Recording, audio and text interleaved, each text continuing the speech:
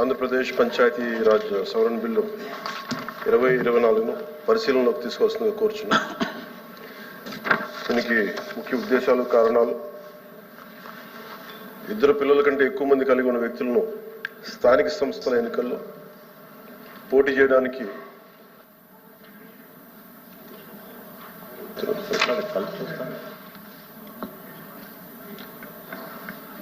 అదే motion mood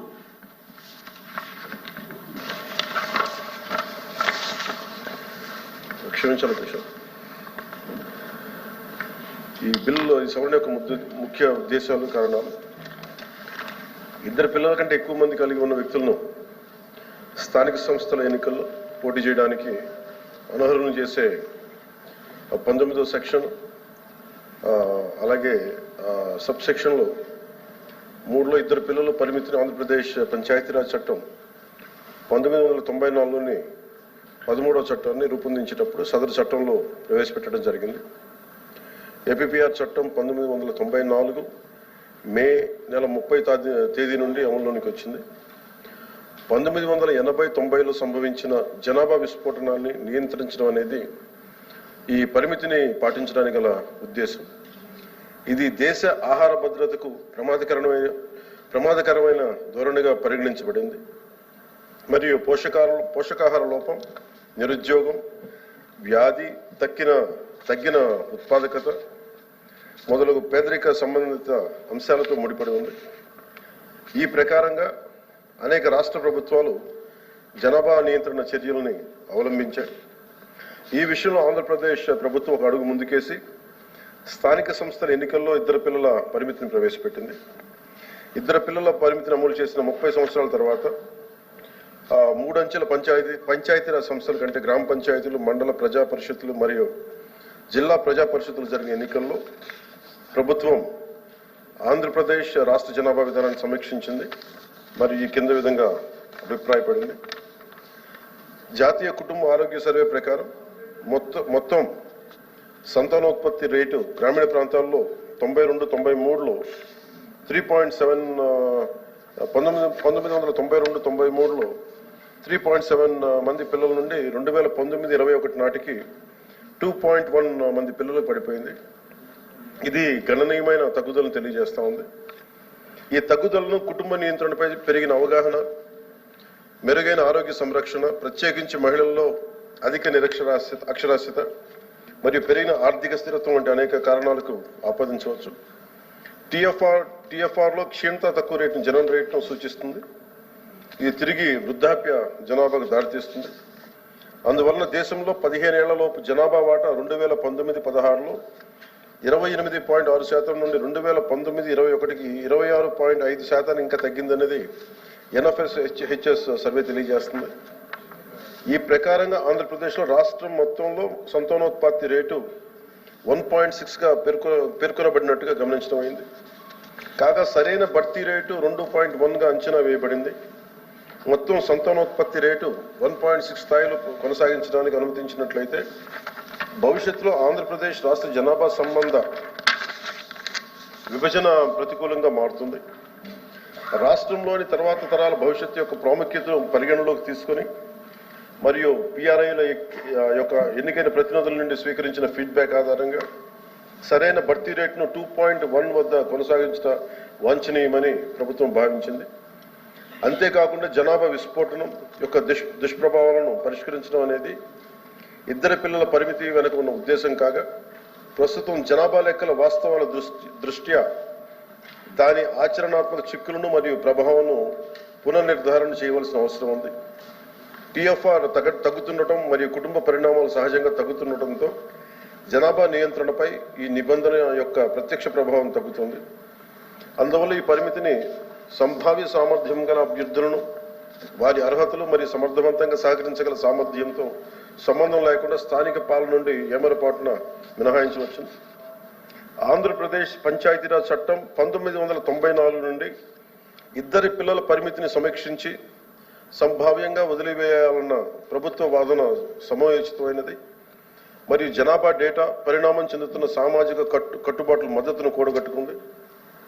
ప్రస్తుతం సంతానోత్పత్తి పోకడలు మరియు ప్రజాస్వామ్య సూత్రాలతో చట్టాన్ని సమలేఖనం చేయడం ద్వారా రాష్ట్రం యొక్క స్థానిక పాలన మరియు సమ్మిళిత మరియు ప్రాతినిధ్య వ్యవస్థను పెంపొందించగలుగుతుంది. అందుచేత ఈ చట్టానికి సవరణ ఎన్నికలు, అర్హతా ప్రమాణాలు, న్యాయమైన, సమానమైన మరియు సమర్థవంతమైన స్థానిక పాలనకు అనుకూలమైనవిగా ఉండేటట్లు చూసే నిమిత్తం ఒక ప్రగతిశీల చర్యగా ప్రతిబింబిస్తుంది.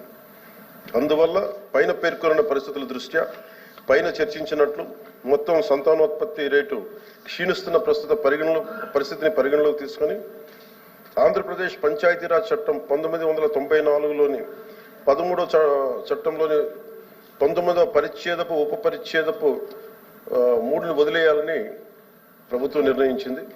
ఈ సవరణ ఇద్దరు పిల్లల కంటే ఎక్కువ మంది పిల్లలు కలిగి ఉన్న వ్యక్తి ఇక మీదట ఎన్నికల్లో పోటీ చేయడానికి అర్హత పొందుటకు వీలు కల్పిస్తుంది. ఈ బిల్లుపై నిర్ణయాన్ని అమలు చేయడానికి ఉద్దేశిస్తుంది. లక్ష్మణరావు. అధ్యక్ష, ఈ బిల్లుని ప్రోగ్రెసివ్ డెమోక్రటిక్ పీడీఎఫ్ తరఫున బలపరుస్తుంది. అయితే 94లో ఈ చట్టం చేసినప్పుడు అప్పుడు నేను రాజనీతి శాస్త్ర లెక్చరర్గా చేస్తున్నాను అధ్యక్ష. ఈ చట్టాన్ని వ్యతిరేకిస్తూ నేను వ్యాసం రాసి ఇది పేదవాళ్ల హక్కుల్ని భంగపరచటమే, పేదవాళ్లే కదా పిల్లలకి అనేది, వాళ్ళు ఎన్నికల్లో అప్పుడు పోటీ చేయకూడదు. ఏదేమైనా ఇప్పుడున్న పరిస్థితుల్లో ఈ బిల్లును మేము బలపరుస్తున్నాం అధ్యక్ష. అయితే ఈ సందర్భంగా గౌరవ ఉప ముఖ్యమంత్రి గారు, పంచాయతీరాజ్ శాఖ మంత్రి గారు వారి దృష్టికి మీ ద్వారా ఒక విషయాన్ని తీసుకొస్తున్నారు అధ్యక్ష. వారు పంచాయతీరాజ్ మంత్రి అయ్యాక పంచాయతీరాజ్ సంస్థల్ని పటిష్టపరచాలని ఒక ప్రయత్నం చేస్తున్నారు.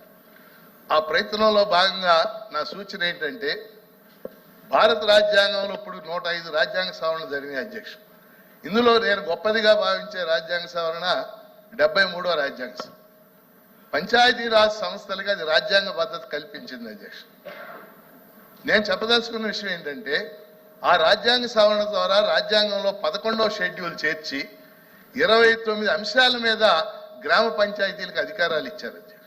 నిజంగా 29 అంశాలు గ్రామ పంచాయతీల పరిధిలోకి వచ్చి ఉంటే మనం ఇక్కడ ఎక్కువ చట్టాలు చేసే అవసరం ఉండేది కాదు. అందుకని ఈ రోజుకి 29 అంశాలు రాకపోవచ్చు, కానీ క్రమక్రమంగా కొన్ని అంశాల మీదైనా గ్రామ పంచాయతీలకు అధికారాలు ఇచ్చే విధంగా గౌరవ మంత్రి గారు, ప్రభుత్వం కూడా ప్రయత్నం చేయాలని మీ ద్వారా కోరుతున్నాను. ఎల్ఓపి గారు. అధ్యక్ష, ఏదైతే ఇద్దరు పిల్లల పరిమితి అనేది మన చట్టంలో పెట్టి స్థానిక ఎన్నికల్లో పోటీ చేయడానికి వీల్లేదని అంతకుముందు ప్రభుత్వాలు పెట్టినాయో దాన్ని సవరణ చేస్తూ పెడుతున్నారు. దానికి మేము కూడా వ్యతిరేకం కాదు అధ్యక్ష. కానీ ఏదైతే ఒక అంశం ఉందో జనాభా ప్రాతిపదికనే అనేది తీసుకోవడం మాత్రం అది కాదు అధ్యక్ష. ఎందుకంటే ఆ రోజు బిల్లు పెట్టినప్పుడు దేశ జనాభా వచ్చి 100 కోట్లు ఉంది అధ్యక్ష. ఇవాళ వచ్చి 142 కోట్లు ఉంది అధ్యక్ష. వీటన్నిటికంటే ఏదైతే ఆర్థిక అసమానతలు ఇప్పుడు గౌరవ సభ్యులు చెప్పారు, అవి స్థానిక సంస్థ అన్నప్పటికి వచ్చి పేదవాళ్ళు లేకపోతే ఉన్న రిజర్వేషన్ ప్రకారము ఆర్థికంగా ఉన్న వాళ్ళు వెనుకబడిన సంబంధించిన లేకపోతే వాళ్ళకి ఎక్కువగా విద్యాభివృద్ధులు లేని వాళ్ళందరూ ఉంటారు. వాళ్ళందరినీ దృష్టిలో పెట్టుకుని ఈ కార్యక్రమం చేసామని చెప్పిన నేపథ్యంలో దీన్ని మేము కూడా దీన్ని సమర్థిస్తున్నామని తెలియజేస్తాం అధ్యక్ష.